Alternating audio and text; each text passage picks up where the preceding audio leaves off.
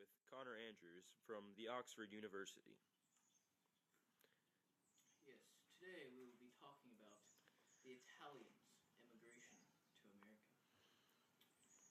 In their first part, during the immigration from Italy, the U.S. was the country which most received these Italian immigrants in the world. Because of all the other people coming to America, the Italians' impact was not as great as the other countries that they went to.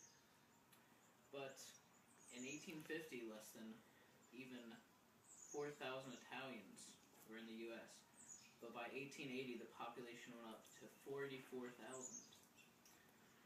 And by 1900 there were 487,027 in the U.S.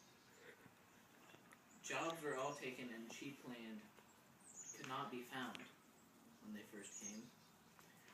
So they had to do all the dangerous and dirty jobs. So they became urban, and they had their jobs included 1, shoe shining, 2, rag picking, and 3, sewer cleaning. They did all the dirty, treacherous jobs, and even children were taken.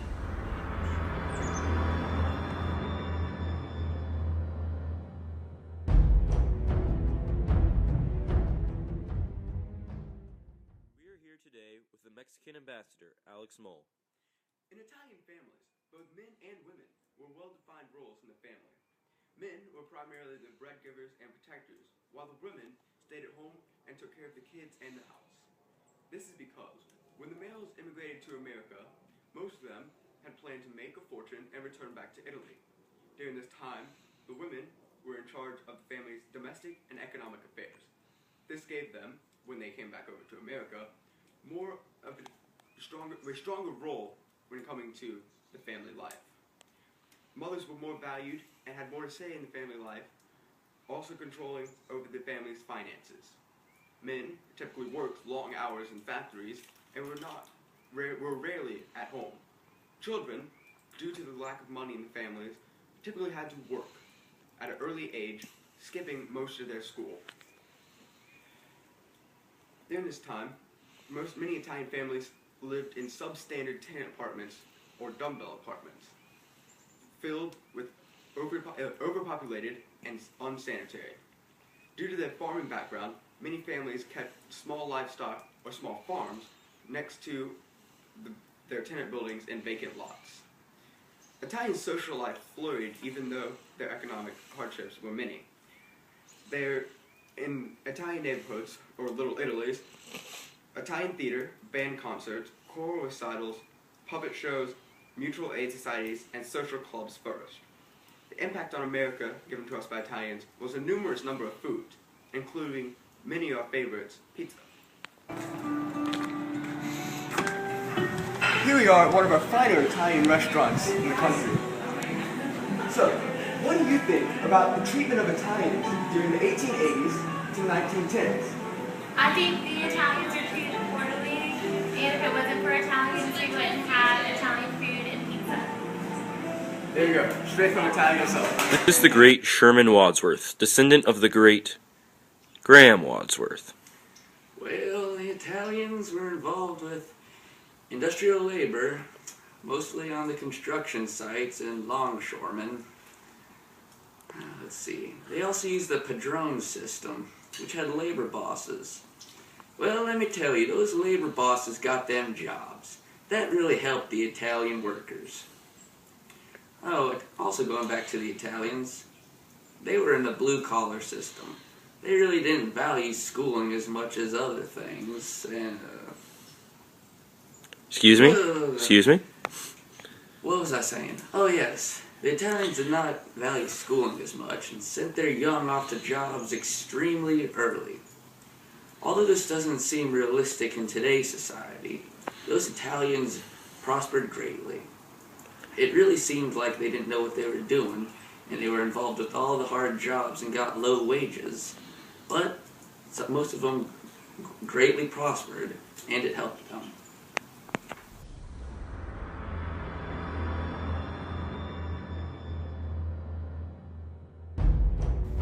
We are here with Professor Jackie Chan as he will be talking about the Italian immigrants. When the Italians came over, they were ran by a thing called the patron system, where political bosses took care of the immigrants and gave them jobs, like Boss Tweed. When they came off the boat, they were met by employers. They were often given terrible jobs and low wages, but Walter Rauschenbusch and Washington Gladden preached the social gospel to get everyone, not just Italians, good jobs. When they were given these bad jobs, a woman named Jane Addams opened the Hull House for immigrants. This gave them like a social welfare system and helped them out in hard times. Florence Kelley helped them fight for minority rights. They were fighting these nativists who were scared the new immigrants would outcompete them. They created the American Protective Association, and Congress in 1882, 1885, and 1917 stopped the immigration and cut it down with new laws.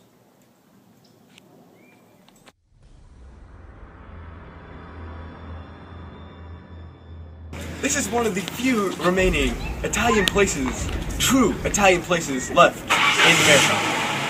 Let's see.